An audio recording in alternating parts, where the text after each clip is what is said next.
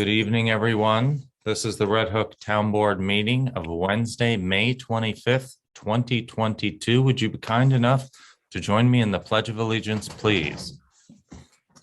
I pledge allegiance to the flag of the United States of America and to the republic for which it stands, one one nation, under under God, indivisible, indivisible, with with liberty, liberty and justice for all.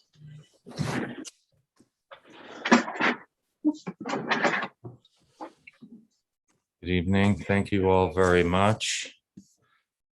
As I head to the link for the agenda materials, I want to let you know of our announcement, one announcement for tonight's meeting, and that's for the folks at home to let you know that we will be having our usual Memorial Day parade in person this year, which is really terrific. Monday, May 30th, the upcoming Monday. And the lineup is at the high school, starts at 9:15. The parade takes off at 10 o'clock. And we hope to see as many of you as possible for that. Okay.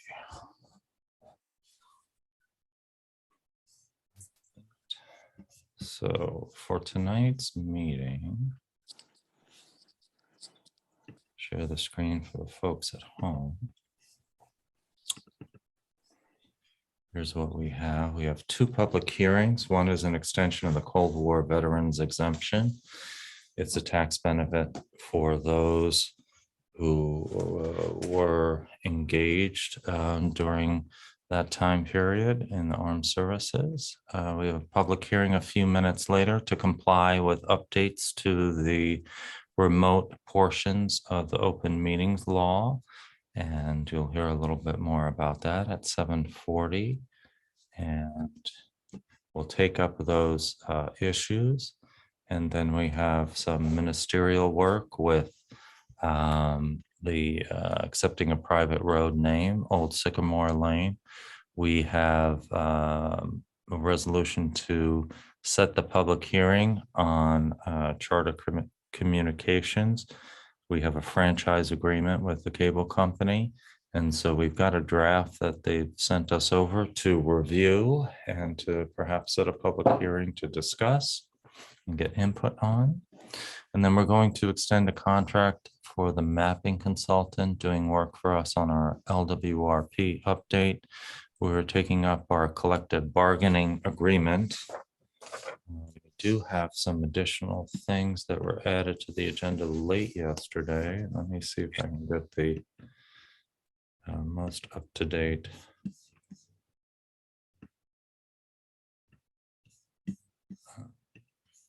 That from the website.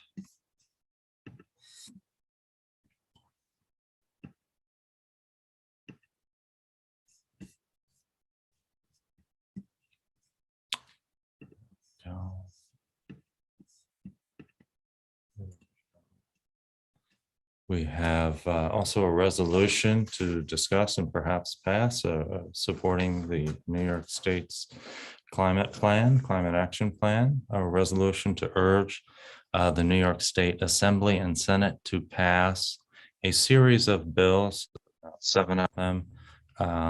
It's called the Crash Victims' Rights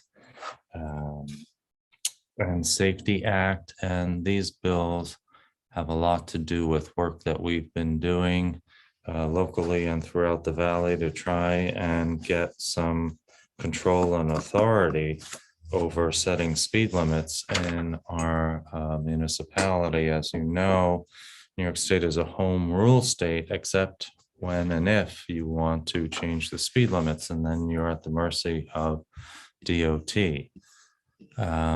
The 8th item on the agenda is reorg. We're going to take up the possibility of appointing somebody to the Zoning Board of Appeals.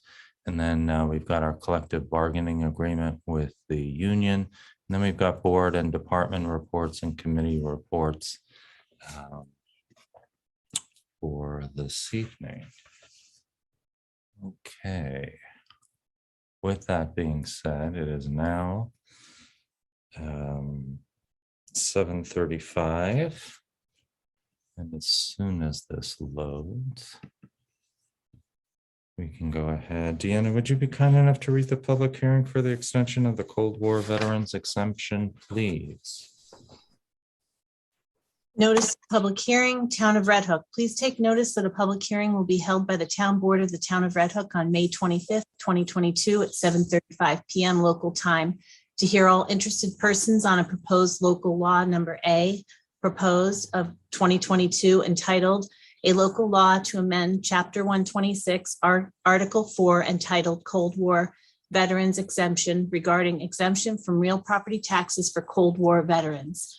To exercise the town's right pursuant to Section 458B2C3 of the real property tax to enact legislation that will increase the maximum amount of the real property tax exemption for Cold War veterans above the current limit of $12,000 and eliminate the current 10-year term expiration.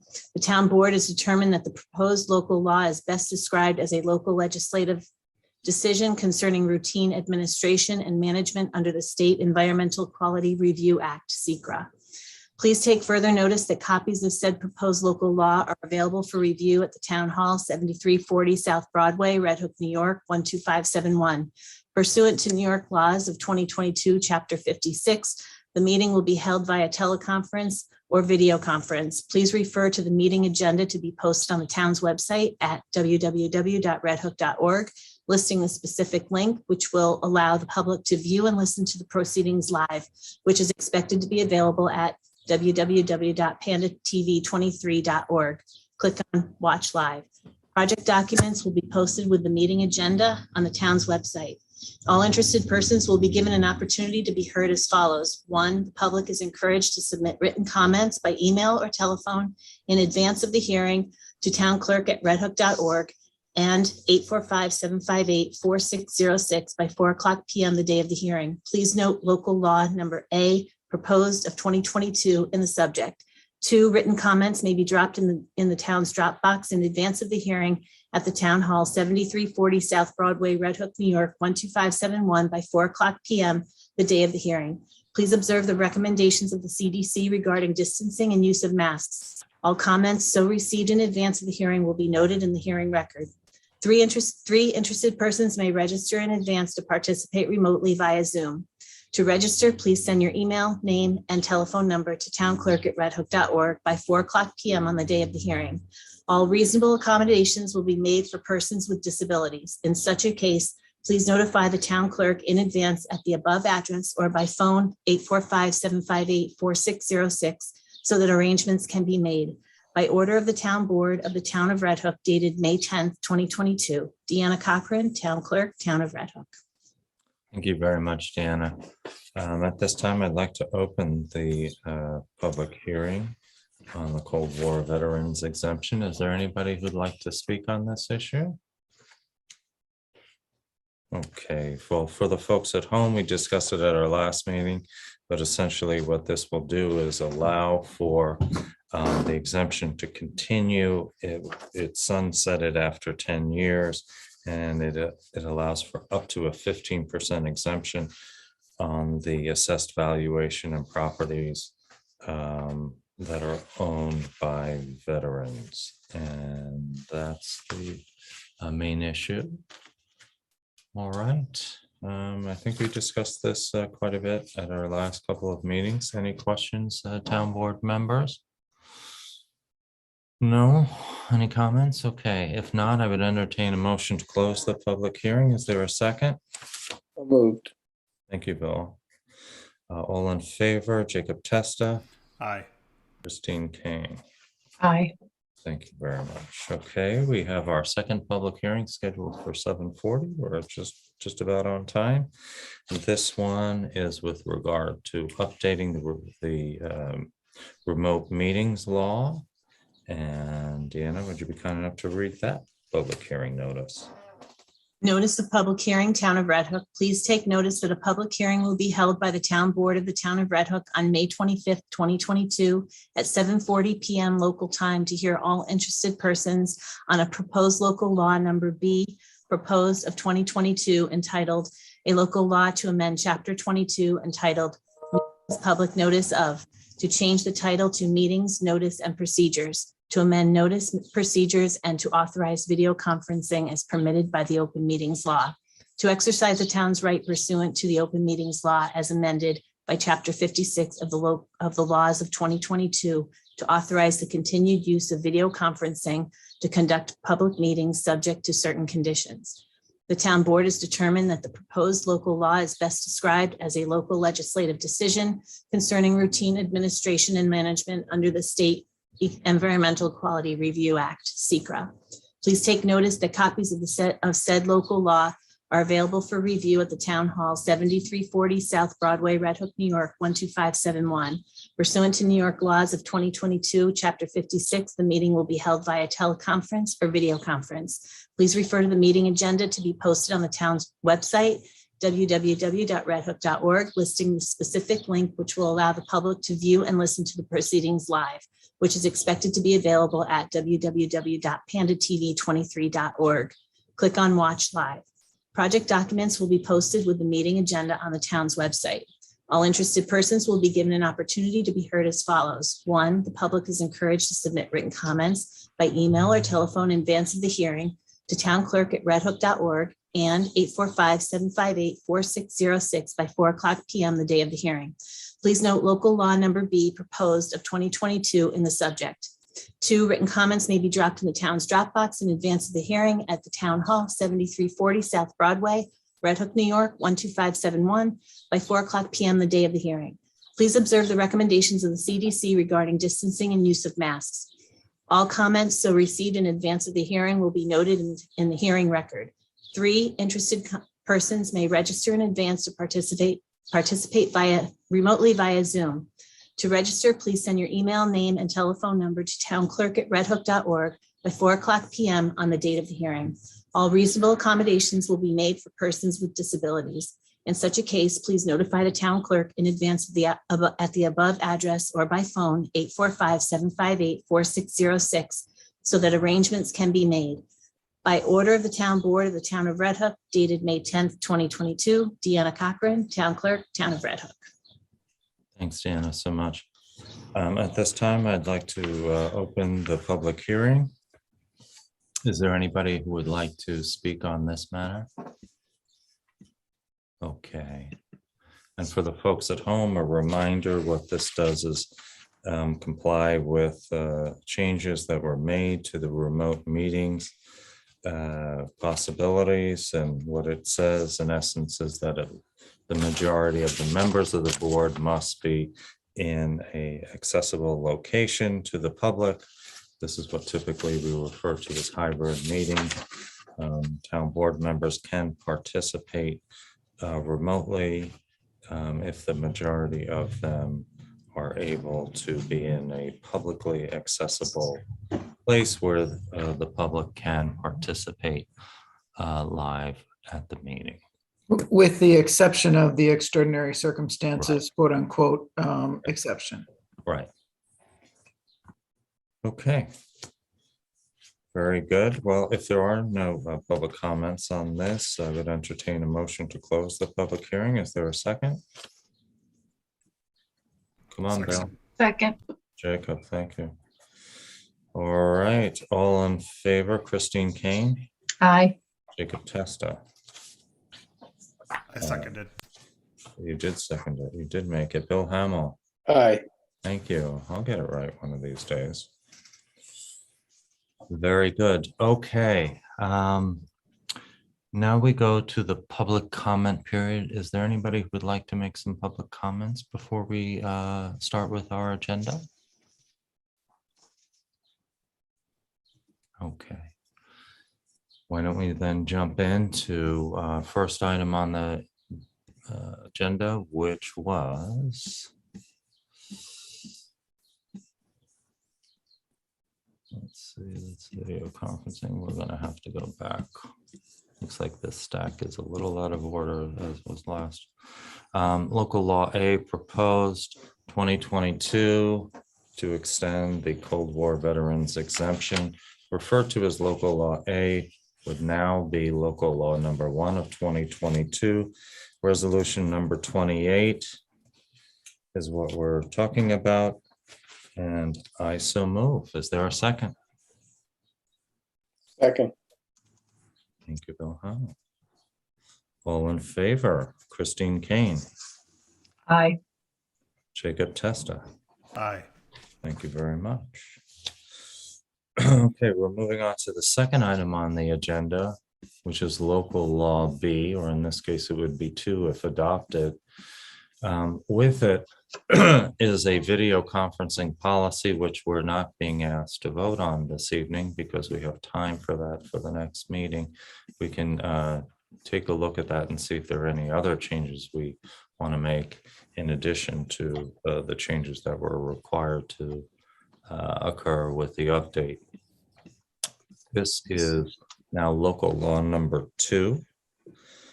And it would be approved by resolution number 29 dated May 25th, 2022. And I so move. Is there a second? Second. Thank you, Christine. Any further discussion? If not, all in favor, Jacob Testa, Aye. Bill Hamel. Aye. There we go. Okay, moving right along, agenda item number 3. It's to accept a private road name. And if you are watching from home, you're wondering, why does the town board need to accept road names? It's really just to make sure that there isn't any confusion and that there aren't roads with similar names or the same name. And let's see, we'll get there. It's a long stretch. Wow. Okay. Sorry if I'm making you dizzy at home watching this.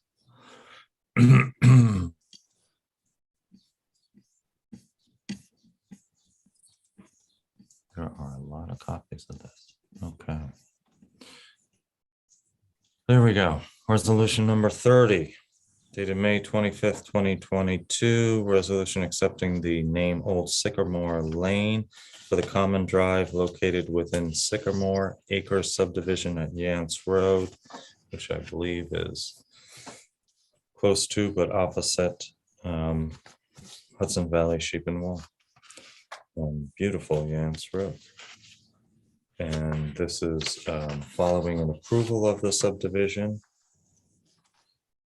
dated December 18th, 2021. And I so move. Is there a second? Second. Thank you, Christine. All in favor? Jacob Testa, Aye. Bill Hamel. Aye. Thank you very much. Okay. Easy enough. All right. Next one is a franchise agreement. The municipality has a franchise agreement with the cable company and has had one. I think the most recent one started in 1991 with 5-year increments and renewals. And for the folks at home, the funds that you may or may not pay to the cable company in order to have their services, a small portion of that 5%, as a matter of fact, comes back to the municipality to help pay for things like the public access channel and other costs associated with having the franchise in the community. So there is some small benefit to us by having cable in the community. And so we have an agreement. Don't know if you've had a chance, town board members, to take a look at that. If you're comfortable enough for putting it up for discussion, at least at the next town board meeting, June 14th. Take a look at that. They are providing some funding. very much needed funding for equipment for Panda. Panda has relocated to the Red Hook Community Center, and they have a very affordable rent there. But they need up-to-date equipment. In fact, Panda is currently not being viewed on channel 23 because their server is so old and it's malfunctioning. And so we'll be talking about Panda in agreement with the municipalities at our next meeting anyway, and funding and more specific issues. But were there any questions about this? Are you willing to have this document up for a public hearing on the 14th? You have to scroll down. Yeah. So sorry, thank you. Okay. There we go. There's the resolution. The document itself, again, for the folks at home, we get 5% of the revenues and a small contribution towards the equipment for the public access channel, which is desperately needed at this point. It's resolution 31, is that correct, Deanna? Yes. Dated May 25th, 2022. We can set the public hearing for 7:35 on June 14th. Does that work for the folks? Okay. Yep, works for me. Okay, and I so move. Is there a second? Christine? Second. Thank you very much. Okay, Jacob Testa, Aye. Bill Hamel. Thank you. very much. And I'll be working with the partner communities. I was tasked to do the negotiations on behalf of the other municipalities, Tivoli, Rhinebeck Village, Rhinebeck Town, and we'll be working jointly. Okay, next up is to extend an agreement. There are maps involved with the LWRP and the committee working on updating our LWRP is doing a terrific job, led by Paula Schoonmaker. Paula, we thank you immensely for all your great work on this. And there are maps that need to be created. In fact, we just learned that there are additional maps to what we thought. So we need to make some slight modifications to both the rate that's being paid to the individual doing the work and the number of maps. We have 14 maps in total that are going to be created. All of this, by the way, is still within the budget. This is a grant funded by Department of State for the folks at home. Okay. Any questions about that, folks? The changes are $90 per hour is the rate, and the number is 14 on the maps. And I think we already have a clean copy of that. This would be resolution number 32, authorizing an addendum to agreement for professional services between the town of Red Hook and Community Planning and Environmental Associates. And I so move. Second. Oh, thank you, Bill and Christine. Bill got in there first. All in favor, Christine Kane, Aye. Jacob Testa. Aye. Thank you very much. We're moving right along. One of the things that we don't do as much as other municipalities, and I like to think we do a lot as compared to other municipalities, is have memorializing resolutions. We're often asked to have resolutions in support of very worthy causes and issues. If we were to do that throughout, we'd probably have resolution after resolution on the agenda. But there are particular things that we feel very strongly about as representatives for you. And one of them is to make sure that we are transitioning as intelligently and as quickly as possible to renewable energy, taking a look at efficiency, and making sure that we are taking not just baby steps, but significant steps. And so we've been asked to take a look at some potential changes to New York State's climate action plan. And the town, by the way, has a climate action plan you're welcome to look at on the town's website, and to support some of those changes. And so this resolution goes on to talk about what's happening. I don't think I need to tell you all some of the highlights of the Climate Leadership and Community Protection Act, which we call the Climate Act for short. Some of the goals is committing the state to reducing greenhouse gas emissions by 40% by 2030 below 1990 levels, achieving net zero by 2050, meeting 70% of electricity needs from renewable energy resources by 2030, and 100% of electricity needs from zero emission resources by 2040. If you were at or watched the last meeting, you heard me say that as a local municipality, we have achieved some of this already. Our electricity needs from renewable resources on a good sunny day. The one project that we worked on jointly with the villages produces as much electricity as is utilized in the entire township, including Bard College. So we've made great strides locally, but the state as a whole needs to achieve greater reductions. Ensure a just and equitable transition that leaves no one behind. We talk about this often, about the affordability of some of these clean energy measures and the fact that financing exists, and oftentimes those are the folks that need it most because there are savings ongoing. So dedicating 40% of the benefits to disadvantaged communities. And so there is public comment being solicited around New York State by the New York State Climate Action Council. And we had a reach out by Jen Metzger asking us if we would participate in considering a resolution in support.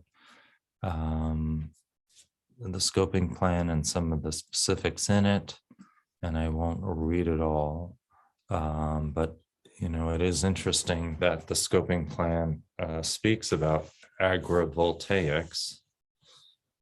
And that is something, co-location, that is something we had a presentation on a meeting or two ago. And what else? Health-related savings, obviously, if you reduce emissions, transportation, home heating.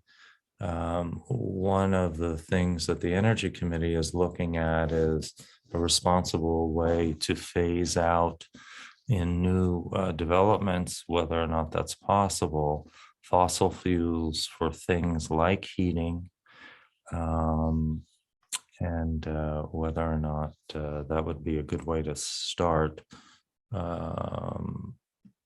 with the new construction. And so they're looking into, you know, putting together some information, and also taking a look at the availability of things like air source heat pumps in the marketplace. So yeah, public education and input right now. So they're going around New York State taking input.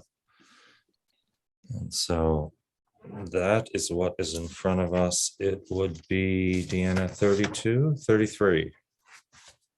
Resolution number 33. 33. Thank you. Robert? It's supporting, and some comments. Bill, did you want to say something? Yes, in the second resolved Yeah. on page 2, it says the name of the municipality declares its support for prohibiting an expansion of fossil fuel infrastructure.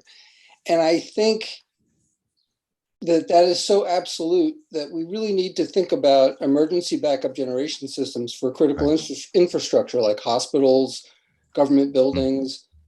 And I'm not saying that the technology won't get there in the future to have battery or solar backup, but Mhm. it's a fairly standard thing to have, backup generation systems that use natural gas or propane. Mhm. And they're infrequently used, but I wouldn't want to be in the ICU of a hospital that lost power, Mhm. and then Right, perhaps they had a failure in some other thing, and you need to have more than just one backup. And right. so I think it's important that there be something in here that talks about some exceptions to that. Well, sure, I think that makes sense to allow for some type of emergency backup. In fact, that's one of the many measures we took here at Town Hall. For the folks at home who don't know, we've gone through a multi-year process of really greening and swapping out and making our campus very efficient. We have solar both here and on the highway garage. We've done insulation here in Town Hall, and we swapped out our heating and cooling system. So we have air source heat pumps here at Town Hall, but we still do maintain a backup generator. In fact, we've got a grant to replace that generator that does use fossil fuels. It uses a very small amount of fossil fuels. But it is not absolute, as you said, Bill. So yeah, again, doing it intelligently, and what's the old expression? Perfection is the enemy of good, right? And I think what's in this plan is very, very good and very important. But to your point, we need to make sure that we're, not making any missteps along the way as well. Well, can we So- make a pen and ink change? Yeah, so is this available? Can we change it or do we have to adopt it as they've suggested or not? We could make changes. I mean, So you need to go to the second resolved. It's the bottom of page 2. Mm-hmm. There it is. Okay. Yeah. We're at, Yeah. now, the only thing I would say to you, the prohibiting an expansion of fossil fuel infrastructure, I don't believe what they're saying there is that you couldn't have a generator for your home that was operated off of natural gas or propane. I think what they're saying with fossil fuel infrastructure is, for example, Cricket Valley over on the east side of the county, that is, a gas generator plant. I think that's what they're talking about.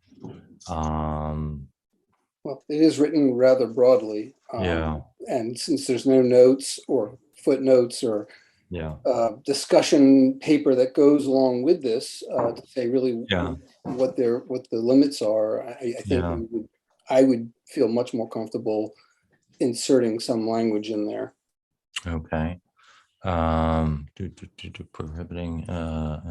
So Bill, would you want to say prohibiting expansion of fossil fuel infrastructure, comma, something, not including generators for emergency services? Something Yeah, like that? with the exception of emergency generation systems for critical, for infrastructure. Okay. With the exception for emergency backup. Yeah. Does that work for you? Yeah. Emergency backup generation. Yep. Emergency backup.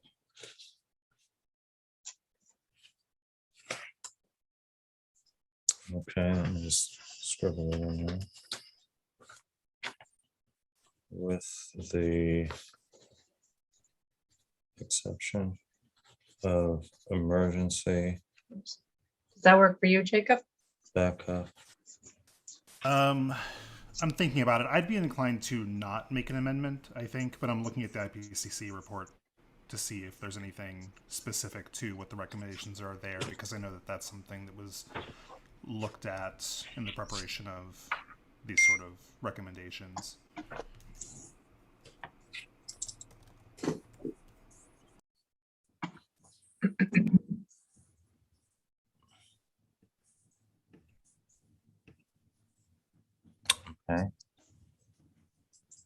do you want to vote on the suggested change separately first? Yeah, let's do that. Let's take up, Julia is just Julia, joining us now. Julia, thanks for joining us, and I hope your daughter's event went well. Where we are on the agenda is we are at number 6, the resolution on the New York State's climate plan. And Bill Hamel has suggested that we possibly make a change to the language on the second resolve. Town of Red Hook declares its support for prohibiting an expansion of fossil fuel infrastructure. And the edit would be with the exception of emergency backup generation.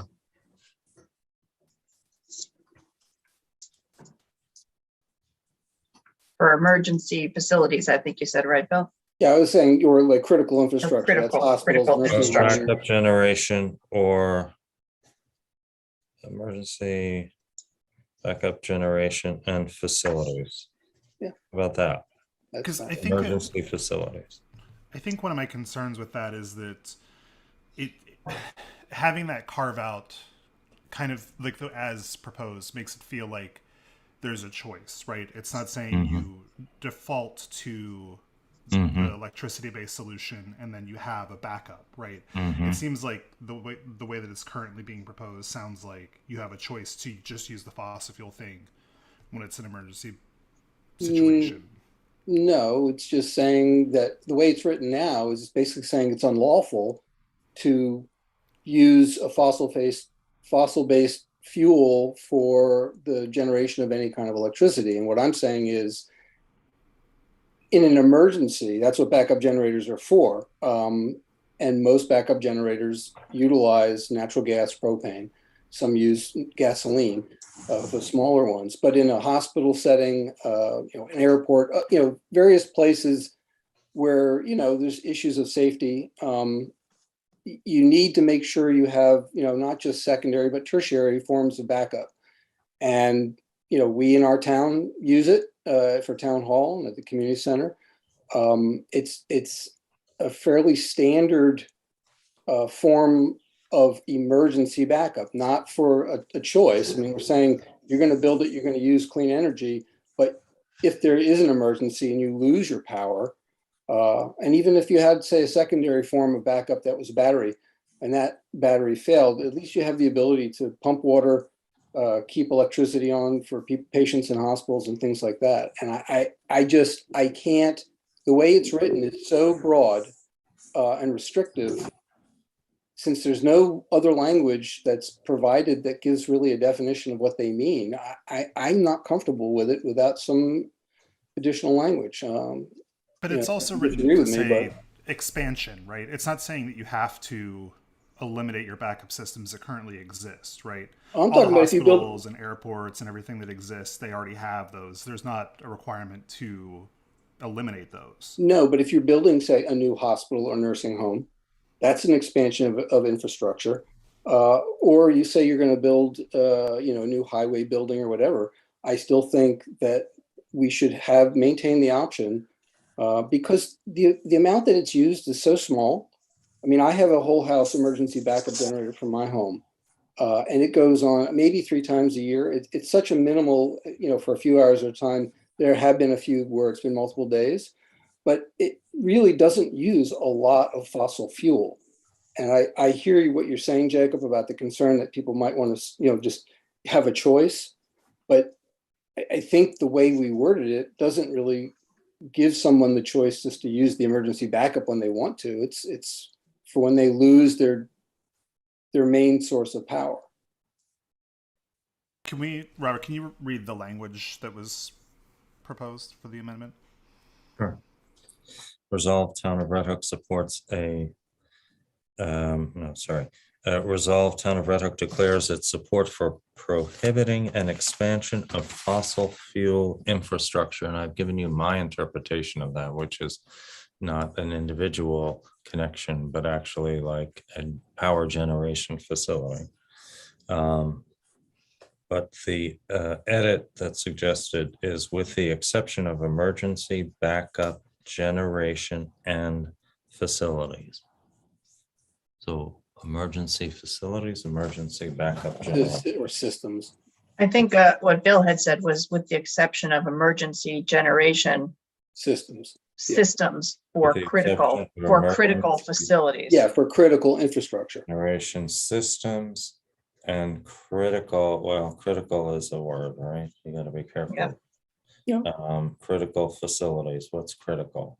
You know, Well, certainly any healthcare providing facility, any government facility that provides services to the A public. critical, well, if you say public, then I guess it's not a private hospital or something, but No, our community centers, say, for example, a place where people congregate when there's no power and they need an air conditioned facility or they need heat. Those are really, that's critical infrastructure. you know, when you take the word backup out of it, though, it definitely changes it. I would support it maybe with the word backup in there. Well, I thought that word was in that there. was in there. Read Wasn't the it? edit again, Okay, please. with the exception of backup emergency generation systems and critical facilities, No, In it's critical facilities, in critical facilities, for critical facilities, or whichever. critical facilities, okay, do you want to say, sure. would you feel better if it says for critical facilities needed by the public or something like that, to serve the public? Yeah. Would that make you feel better? Well, I guess the question becomes whether or not having a backup emergency generator for the home. I mean, I'm okay with backup. I'm okay with, Well, I don't think a home generator is infrastructure, it's not. right? But a hospital backup system could be infrastructure. Because that might be tied into a Okay. natural gas system. Okay, if that's a good compromise, all right. Let's see if I can read my own chicken scratch. With the exception of backup emergency generation systems and systems Or, for critical facilities that serve the public. Does that work for you, Bill? Does that work for you? It'll be fine. Oh, that was a A little passing. wordy. grade It's a you little gave me. wordy, but What's that? it's a little wordy, but it's A little hardy, okay, well, it is 3 pages. I don't think I've necessarily changed that. I appreciate you trying to accommodate my concern. Okay. Christine, does that language work for you? yeah, that's fine. Julia, have you been, were you able to get up to speed on this resolved potential edit? And Yeah, I the- think so. I Okay. think I can live with it. You can live with that. Jacob? Yeah, I think that. I think that I was missing the backup language before. I thought that the language that was being proposed was like for critical infrastructure. Yeah. Okay. Yeah. I'm still. You don't have, you don't have to. Yeah. I'm still thinking it through, I guess. So like, if we want to, Okay. I don't know if there are other things that we want to talk about for this, or if you want to vote on that amendment. It seems like it has support. So.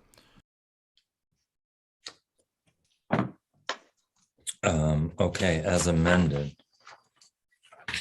Resolution 33 dated May 25th, 2022, declaring support for the New York State Climate Action Council scoping plan. And I so move. Is there a second? Second, Okay, any further discussion? All in favor, Julia Solomon, Aye. Christine Kane, I, Jacob? Aye. I mean, Aye. the resolution's great otherwise. Okay, right. Well, as we like to say, all we're trying to do is perfect imperfect here at your local town hall. Okay. Next up is a topic also near and dear to us all, especially those of us who are in local government and asked to represent the needs and concerns of our citizens.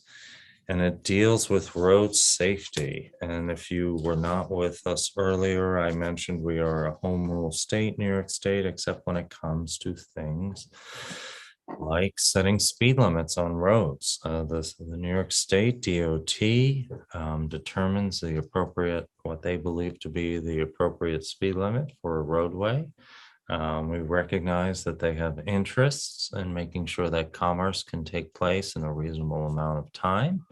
But we have many roads that really serve residential housing subdivisions that would not be impacted would not be impacting commerce if we were to lower them and make them safer.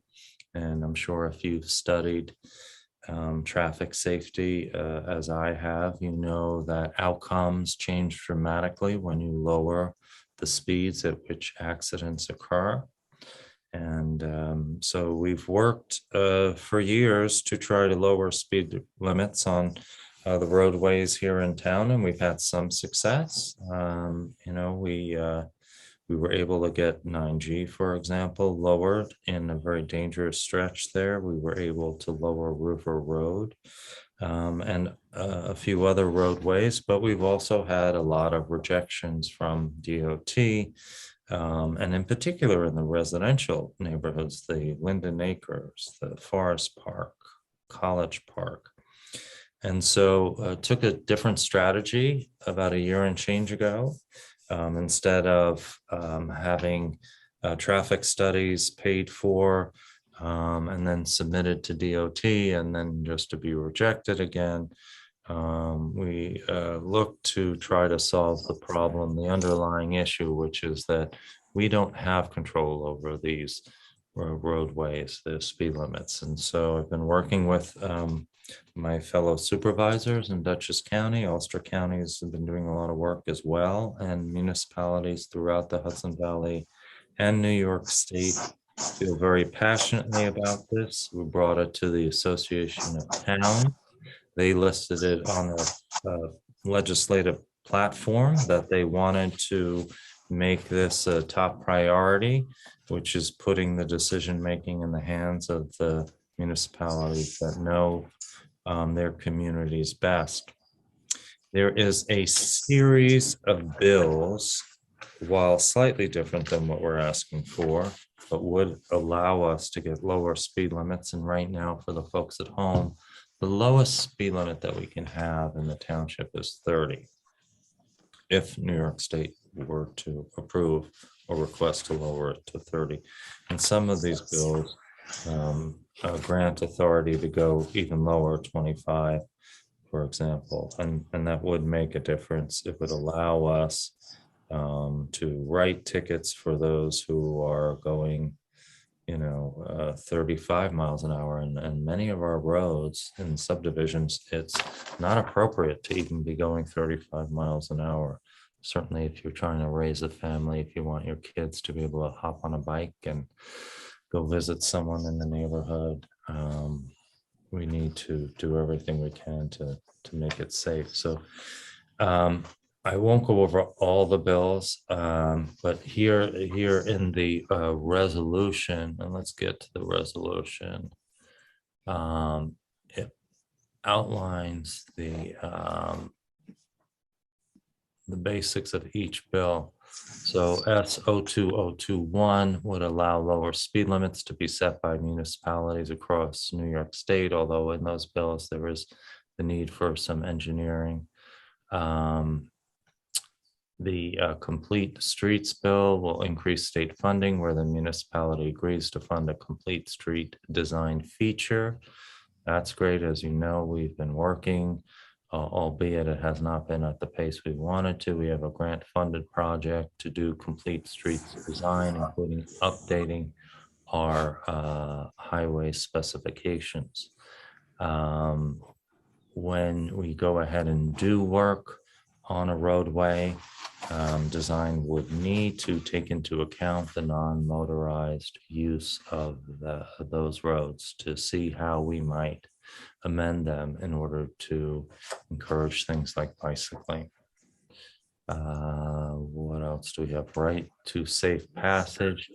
It will require drivers to pass bicyclists at a safe distance of at least 3 feet. This is actually law in many communities in the United States, where you need to, if you are the motorist, create the buffer between you and the bicyclist to have a safety margin, if you will, as you're traveling past bicyclists.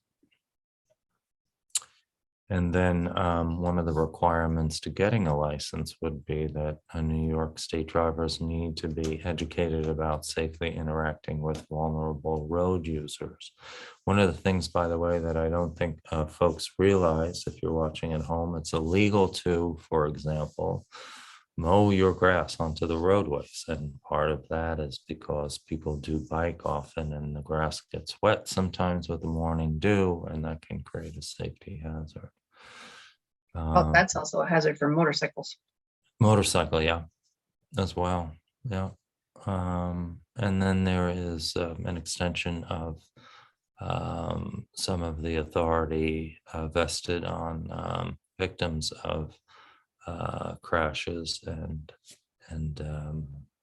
that's the summation of the bill. And what we have is a resolution to forward to our representatives, because we really need to resolve this in a way that is holistic, and we need to empower the local municipalities who know what they're doing to make them right.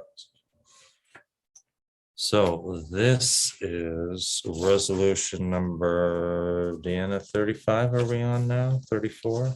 34. Urging New York State 34. Assembly. Sorry? 34. 34, okay. Urging New York State Assembly and Senate to pass the 7 bills included in the Crash Victims' Rights and Safety Act. And I happily move. Is there a second? Second. Thank you, Bill. Is there any discussion on board members? Anything else you want to add to that? I know that once we gain control of the speeds on our roadways, we will have very happy constituents. We need to continue to press our representatives on this. And again, it's for low volume roads, subdivisions. We're not talking about, those major arterial roads that trucks need to use, and so on and so forth. So, okay, all in favor, Julia Solomon. Aye. Jacob Testa. Aye. Christine Kane. Aye. Thank you very much. Okay, one item on reorg. We have a resume and a recommendation from the chair of the ZBA to appoint John Bonavita Goldman, MD, although I don't know if he's MDing anymore. John served on the Kingston ZBA, and he moved to Red Hook and has offered his experience and expertise. And we have 2 openings on the ZBA. He says,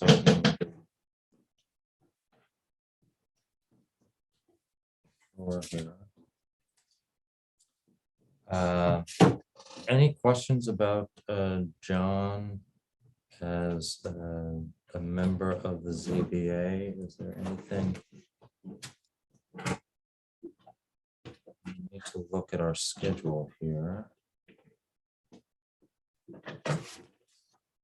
opening vacancies.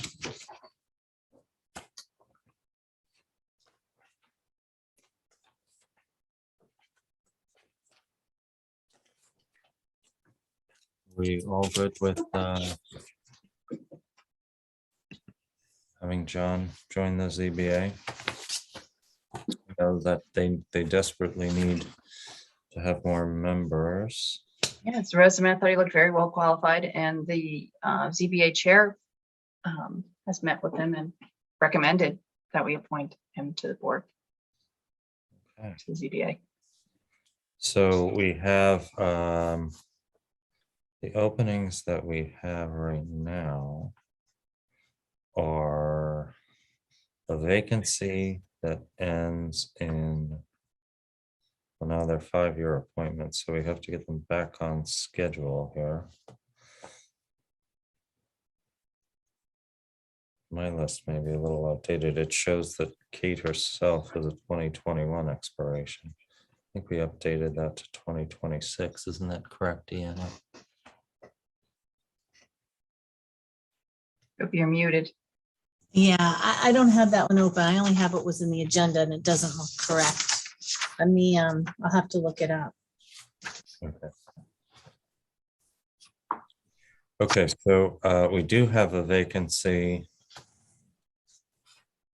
created by Jim Hexstetter's resignation, Mhm. Yes. and that expires in 2024.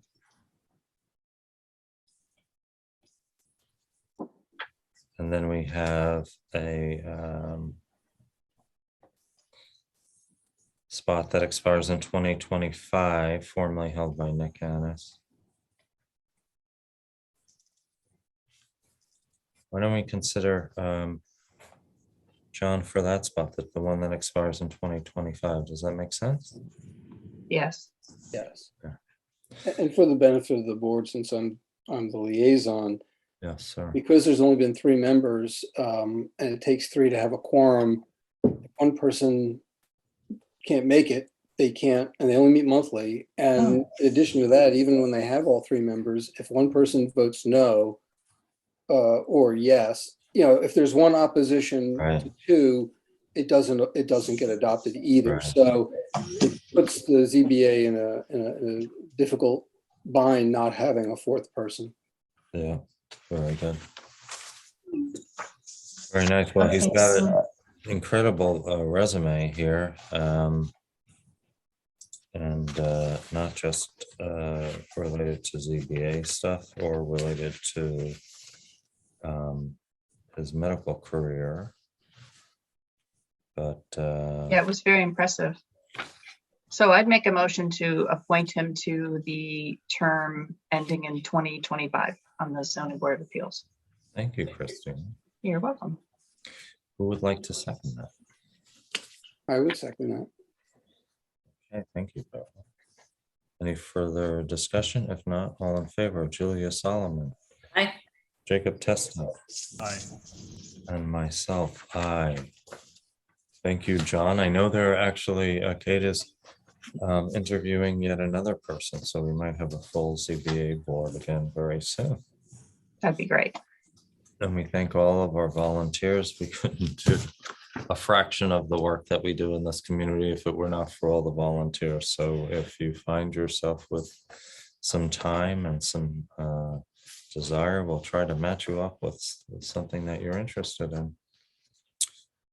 Okay, that is reorg.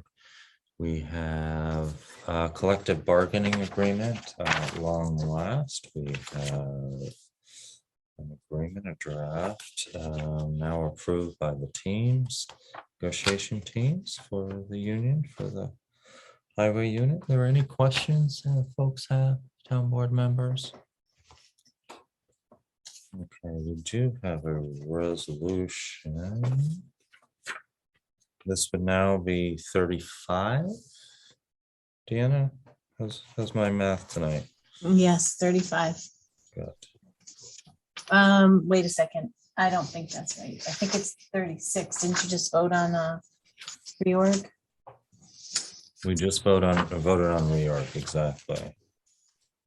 Yeah, I- 36. 36, thank you very much.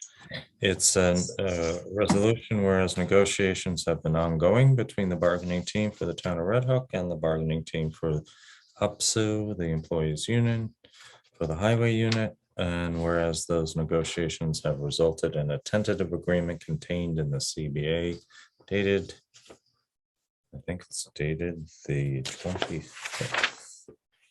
2022, which has been ratified by the membership of the union, and whereas the Board of Trustees of the town of Red Hook has reviewed the terms and finds that a settlement consistent with the terms contained therein is in the best interest of town, and therefore be it resolved that the town board of Red Hook hereby approves and ratifies the terms of the aforesaid collective bargaining agreement.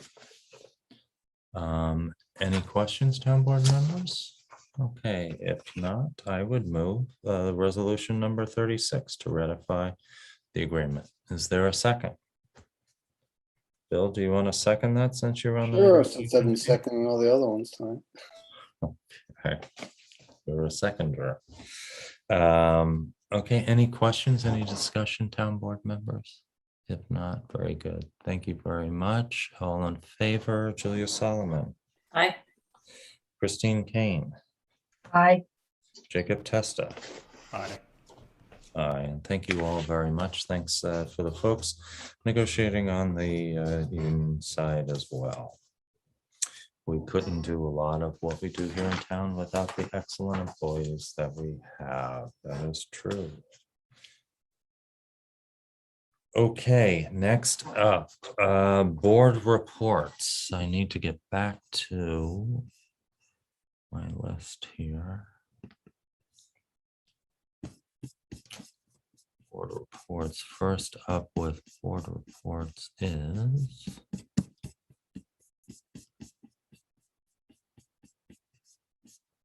too many.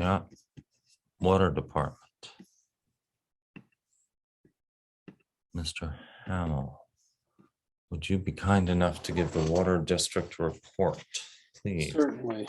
Unfortunately, the meeting that we meet monthly, the board meets, the department meets monthly, was supposed to meet last week and it's been put off till tomorrow, but the only real thing to report is trying to get the contract taken care of so that well number 2, which is currently not running, to have the pump and the motor replaced because they've gone defective. But the rate of we have excellent water and plenty of it, and our water tests really well, and we've lowered the amount that we pump because we just didn't need to pump that much.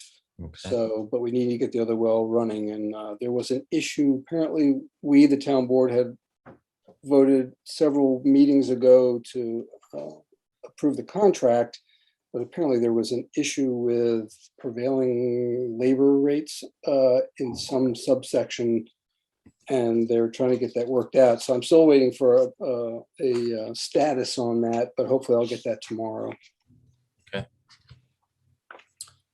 Very good. We are, Bill, it looks like you're up again. Oh.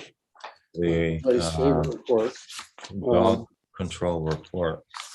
Okay, so the one thing I do try to pay attention to are the dangerous dog incidents. The other things, nuisance dogs or barking dogs, wildlife, but there were 3 in April, and I finally got a response the other day to find out what those were, were people bitten. So there were 3 incidents. One of them involved a bite, but it was actually in Milan. It wasn't in Red Hook. Okay. And so the SBCA referred that on to try to get Milan to take care of it. And as it turned out, that individual who got bit is going to be suing the owner of the dog personally. The Okay. second was something where troopers were called to a dog bite. And the issue here was that the call came with it after the 10 days quarantine period. The person wasn't badly hurt, but there were two different German Shepherds, and the person who was bit couldn't identify which one bit them.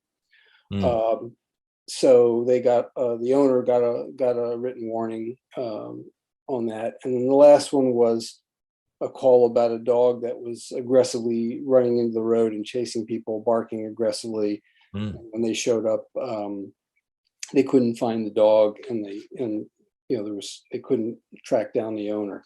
But that's really it for that. And then obviously next month we'll have maize.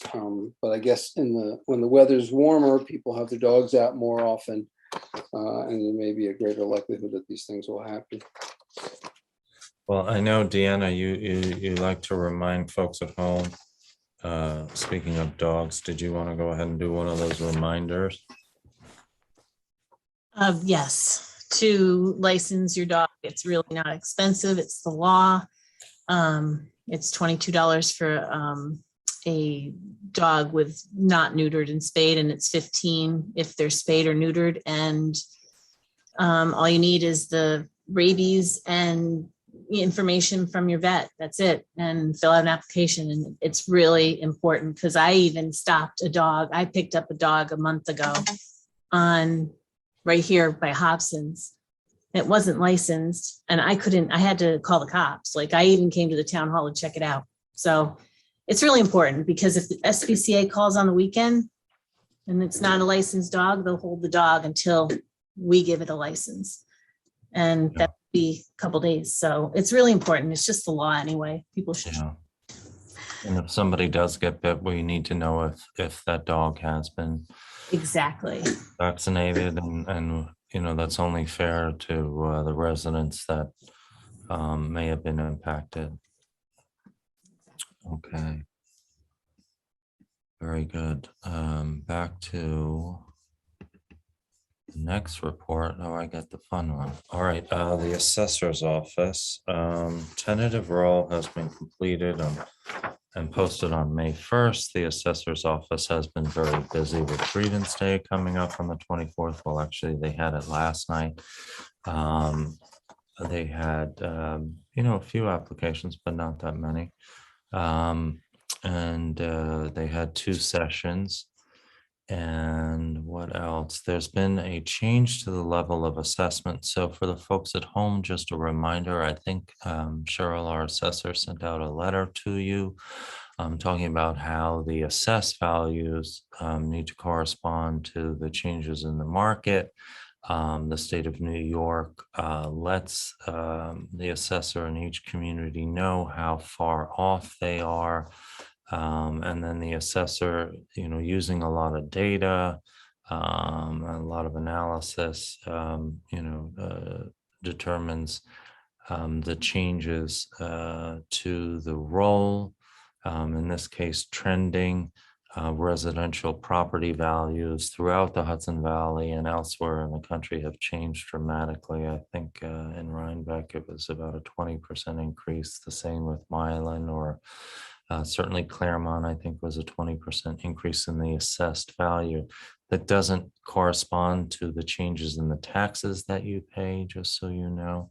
What we try to do then is to offset that by lowering the tax rate so that we can maintain the same level of taxation and services. And we're proud to say, I think, that we haven't raised taxes yet it's now going on the 7th year. But do know that all residential properties were trended up 17%. And after all that, the assessor says that unfortunately, I was notified after the roll was printed and letters had gone out that the state claims now the new level of assessment will be at 98%. So there's a 2% difference between what your assessed value is and what the market value, corresponding market value is for your property. But again, that's all residential properties in the town were trending up. And thanks to Matt Fenaroli for conducting the grievance hearings by Zoom, the technical aspects of it. And that is the assessor's report. Okay, building and zoning. Who's doing building and zoning? Oh, I am the liaison. You're doing that as well, Bill. I think you're Busy night hogging for things. Bill. Yeah. So for the month of May, last meeting, when we did this in the last month, it was for the first quarter. Now for the month of May, the 36 permits. They did 87 inspections. There were 19 certificates of completion or CVOs, 3 complaints, and the revenue was 10,512. And I'll just put that a little bit.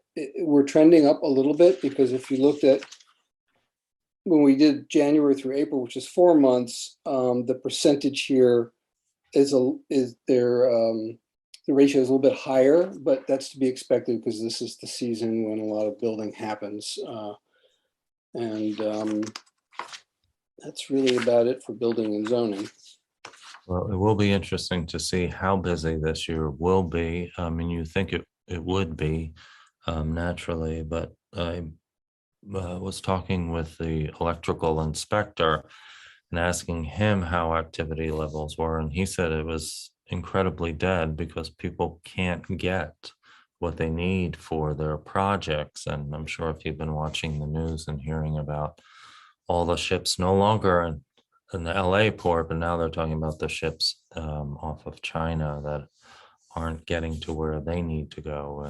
And obviously when it comes to things like semiconductors from Taiwan and other manufacturing from other parts of the world, all of that has become a real challenge for folks and leading to a lot of increased pricing. So anyway, that's my spiel and I'm sticking to it. Okay. Next up, I have to scroll through a lot of pages here. What's our next department report, folks? Is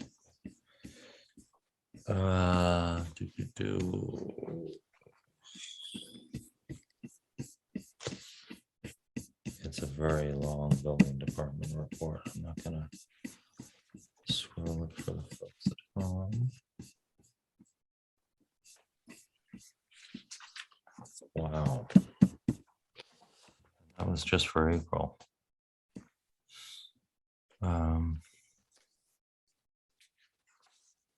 Here's a chart, by the way. This might be interesting for folks just to see.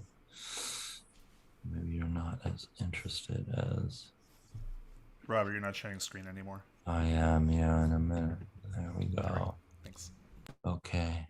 Just to see some of the fees that have been developed so far year to date. Most of it's building permits, certificate of occupancy, completion, permit renewal, pool, sheds, decks, and that mix does change throughout the year. It's very seasonal, and weather has a lot to do with it. Fee type totals for select period.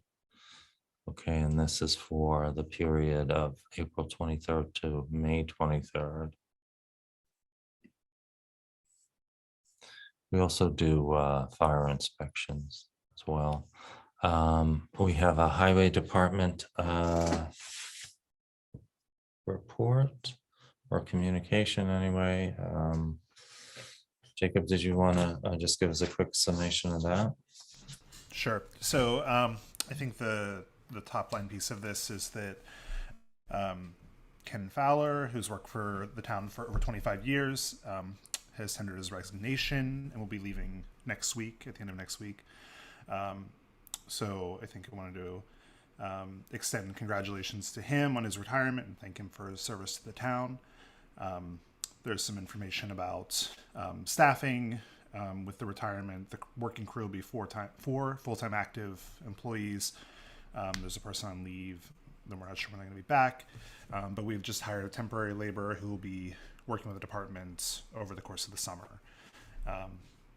So Teresa says she's going to be posting, doing a job posting for a replacement for Ken, and asked for some information about that. But questions about staffing and things that I think will be a continuing discussion moving forward. I think that there's also some things about, the CBA and things like that, which we've talked about earlier in this meeting. So that's now in effect. But I think those are the main points that are relevant for this meeting. Great. Thank you, Jacob. All right, next up is the police report. Julia, for some reason, Matt, I think, put the police report with your name on it, but once again, it's Bill, right, who's the liaison for that. Bill, I think you're gonna have to start sharing some of these. I would love to. Although I'll make it quick. They sent us March and April's, Okay. and I'll do what Bill O'Neill used to do, which was get to the meat of it, which is there were 90 incidents that they reported. Robert, do you want to share that? Sorry.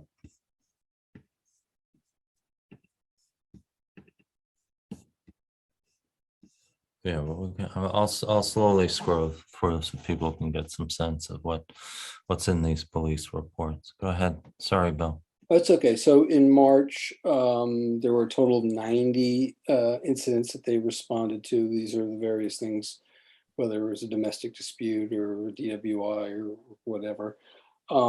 There were 7 arrests that were made by the police department, and they issued 50 ticket summons. I'm assuming those were for traffic violations.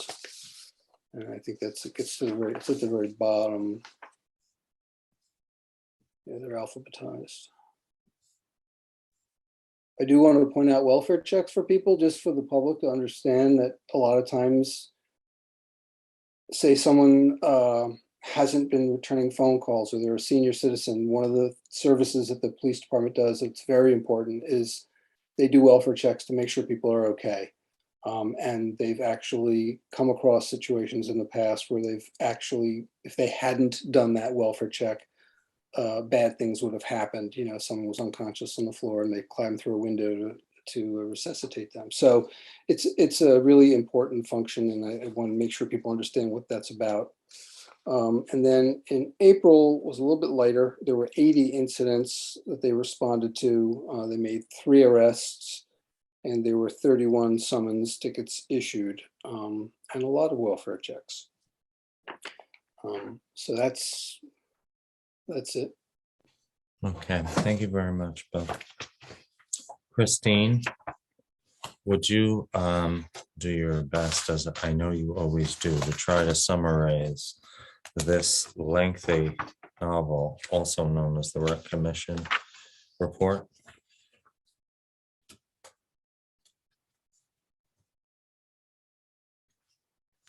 I have it up. As soon as I unmute myself, there we go. Okay. So the rec department, it is always busy, but even more busy at this time of year, spring, getting everything ready. Just to recap, the rec department handles Rec Park East and West and St. Margaret's Home and the Red Church Cemetery outside of Tivoli. So, and of course, all of those things require a lot of work in the spring to get them ready for public use. At Rec Park East, there's continuing requests for use of the Challenger Field, the synthetic field. It's getting a tremendous amount of use, and there is even more requests for it on a continuing basis. And there's also some plans to, upgrade. They put a batting cage in. They're looking at putting a pitching mound in that. We're looking at pitching. I don't know. I guess you call them pitching mounds for the field itself, for the different uses, softball versus baseball. It's very expensive to put those in. Many of the projects that are being worked on or getting ready to be worked on have been, kind of put off for a very long time. So we're still in the midst of a lot of cleanup as far as projects that need to be done, a lot of lighting, for instance, and the pickleball park courts, for instance, are up and running and, could be lit. The volleyball courts are about to be lit. Over at Rec Park West, The dugouts at the baseball field over there are underway. The structures are done, the roofs come next. And after that, of course, we can run electric and whatnot over there. Tree work continues to be done. Unfortunately, we continue to see vandalism and other projects. And it's really unfortunate for many reasons. I mean, we are making big financial investments in the park. And then to see, vandalism of those, and then we have to pay to clean up the vandalism and replace things. It's very sad. So hopefully the cameras that are in place now will help with some of that. The skate park is also next up for phase 2 of a very long-term plan that's been in place there. So there'll be some planning and bidding and such that's going to happen there. For the summer rec program, I just wanted to let everybody know that the summer rec brochure is up on the town website. So that's redhook.org. And excuse me, that has a listing of the programs that are going to be available. And registration will be held on June 4th and the 11th from 9 to 1 p.m. The deadline is June 24th. So, don't wait till the last minute so that you can get your kids signed up into the programs that you want. Every year, there are changes to the requirements for the paperwork that is required to participate in the programs, both from families enrolling children and from what the town has to do. We're a little bit ahead this year because we have the program directors and the health director are coming back for this year. We have 12 counselors already committed to come back from last year. So that's really great news at this point in the project, in the programs rather. A few other things going on. There's a bluebird nesting box projects that going on. So we put some of those in at the rec parks as well as at the Red Church property. And for anyone, well, I guess I had to do a Red Church thing, so I'll talk about that too. Since it's the same, but the town has taken over that property. So I'm just going to roll right into the Red Church. And not only do we have the cemetery itself and the graves, et cetera, that are there, but we are also responsible for the building, and it is a historic building. And once again, before I forget, there is going to be an open house this weekend on Memorial Day, I believe, Memorial Day weekend. That's correct. So if you haven't ever been there and you'd like to see the Red Church, it's going to be May 30th, I believe.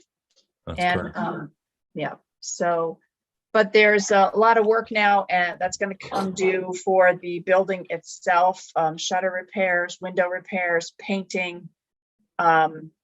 We're looking, there's no electricity to the building right now, and because it is a historic building, it would be nice to have fire alarms, wired in fire alarms there. Heaven forbid something should happen. So I really, really want to compliment our rec department, not only on the great work they do, but also the planning that they do and the really thinking ahead on a lot of things, such as, trying to look at getting fire detectors at the church, the Red Church, and a few other things. They play a huge role in our town and the quality of life for our residents. So they should be recognized and congratulated for that. Thanks, Christine. Yeah, it's an amazing amount of work that they do. And I received a call today that we'll be getting a donation to the Red Church Cemetery by one of our residents who departed, part of the estate planning. Very And nice. that's, yeah, very nice.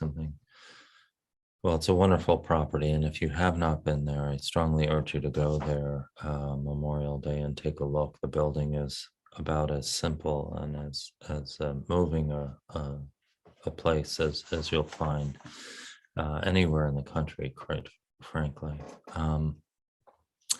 Very good. Yeah, in your report, you were talking about pickleball lights, which is something we would, of course, love to be able to give to all of those passionate pickleball players. Wow, who knew? But we did get an estimate, and the estimate. It's a very healthy estimate, so we'll have to see where that's gonna go. Yeah, sobering. Yeah. If anybody knows a billionaire out there looking to put their name on some LED lights where nobody can see it. Well, or, we did a community project for the playground equipment. Maybe all these very avid pickleball players would want to get involved in a fundraiser to help with lights. Well, that's true, but even with the playground equipment, it was a very small percentage of what the Right. overall cost was. So I think that's being rethought, because when you calculate the number of opportunities where people can play, seasonally, and the lights, I mean, if we can come up with something a little more affordable, then maybe we'll look to go out to bid a different strategy, perhaps, on a project. But right now, I don't think that the money is commensurate with the benefit. But I did want to mention to you, board members, today I went over to look at the dog park, and as you know, a few years ago, we offered to take over maintenance of the combined Rhinebeck Red Hook Dog Park, which, honestly has been a bit of a challenge. There's no infrastructure there. Speaking of infrastructure, there's no electric, there's no water. The fencing is starting to age now. It's been a challenge maintaining anything with growth this spring as opposed to last spring. But I guess what I'm doing is maybe giving you some heads up that I might be coming to you in the future, near future, to see if we could gather a committee to work on a proposal to overhaul the dog park, much like we did the rec park.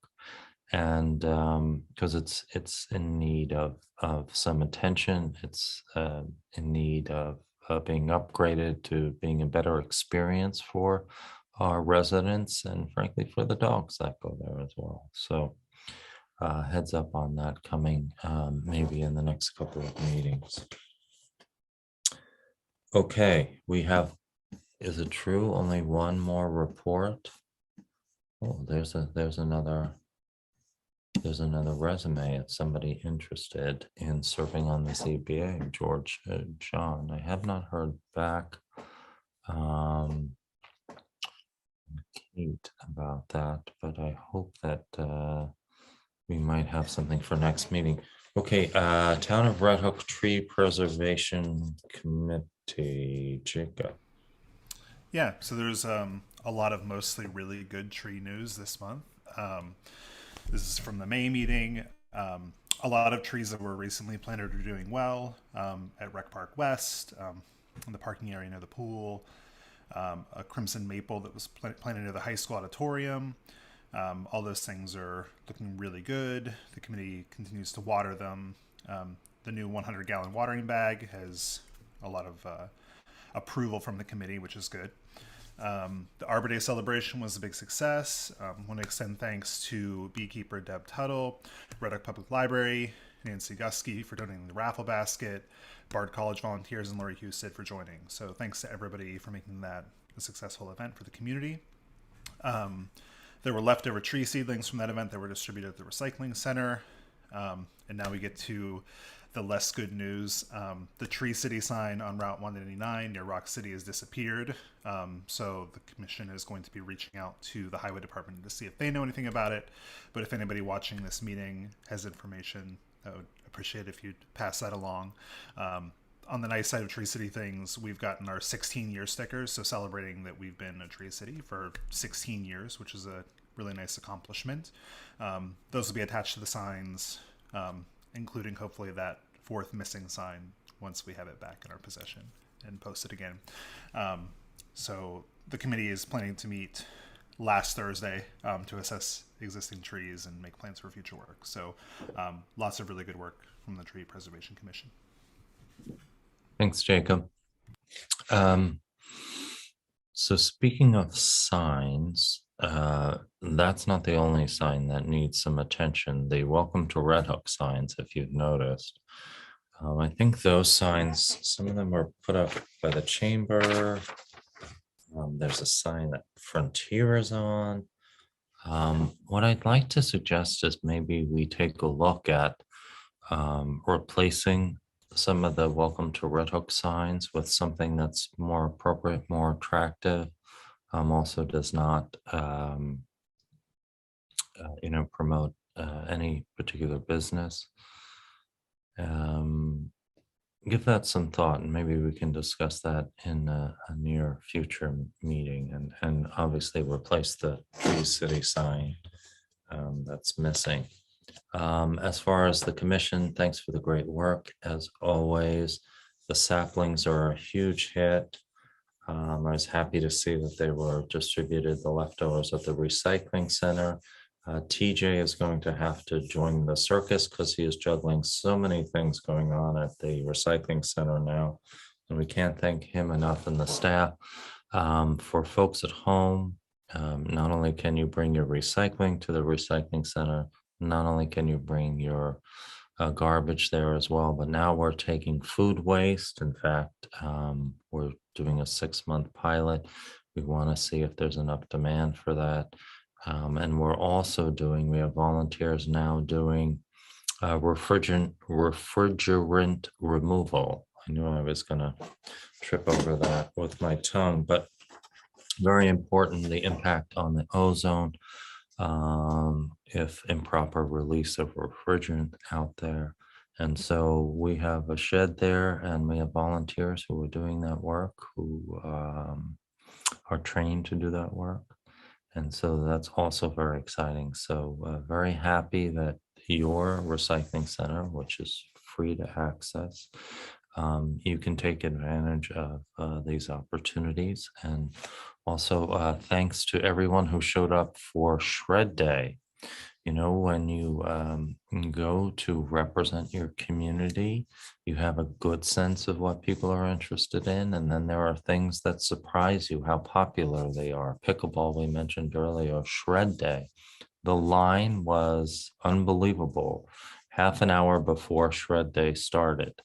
We were able to get everybody in and off of Route 9, but boy, it was quite a long line. So we'll hopefully continue that, maybe twice a year, have Shred Day. I know that's an important thing for folks to properly and safely dispense of those materials. So thanks for our local business, as a matter of fact, who did Shred Day. Okay. That's all we have for reports. Any public comments before we close tonight's meeting? Okay. Hearing none. It is now 9:05. I would entertain a motion to close tonight's meeting. Who would So like- moved. Christine Kane, you were fast with that one. Okay. Very good. Is there a second? Oh, we're gonna have to keep All meeting. right, second. All right, Bill. Feels like, Gonna why don't I have to filibuster this second one. everything? You're gonna filibuster? Here you go. So like, I saw this agenda and I was like, oh, I can't wait to be here until 11 tonight. We're going to be really getting into it. Okay. Very good. Well, thank you, Deanna. Thank you, Chris. All in favor, Christine Kane? I moved, but I. She moved. Oh, she moved. Where did you move to? Julia Solomon Aye. and Jacob Testa and myself. Good Aye. night, everyone. Stay healthy, please. Thanks, everyone. Good night. Good night.